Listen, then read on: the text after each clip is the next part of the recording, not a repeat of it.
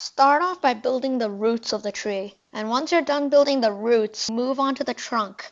I made my trunk about 6 blocks tall. You can make yours however high you want, but if you want to make yours like over 10 blocks, I suggest you make the trunk a bit wider. Now that you're done with the trunk, you can move on to the branches. The branches of willow trees are very interesting. You want to make 5 main large branches for your tree, and those branches have to be leaning down at the ends. You can see here that they're curving down so that it can give this effect that the leaves that are on the tree are actually heavy enough to weigh down the branches. And it's a lot cooler than making the branches just go everywhere and go wild. The tree was looking a bit flat, so I decided to fix it by adding another branch on top. This made the tree have a bit more shape and just look a bit more natural. Once you're done with the main large branches, move on to adding oak fences around the tree. This will add a bunch of variety and also can detail the tree quite a bit.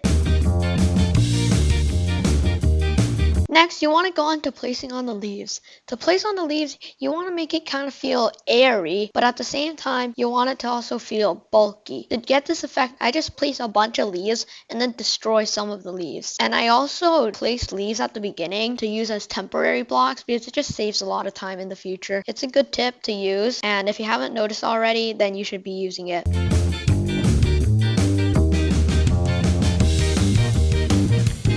Once you're done placing the main leaves of the tree, you want to make the drooping effect that you see on willow trees. So to make this effect, what you do is you go to the edges of all the trees and then you want to place 4 or 5 leaves at the very ends. And then towards the middle, you want to do a bit less, like 2 to 3 leaves going down, but you always want to change them throughout the entire tree because if you stay with like 4 blocks for every single droop, then the tree will look extremely flat and very unnatural.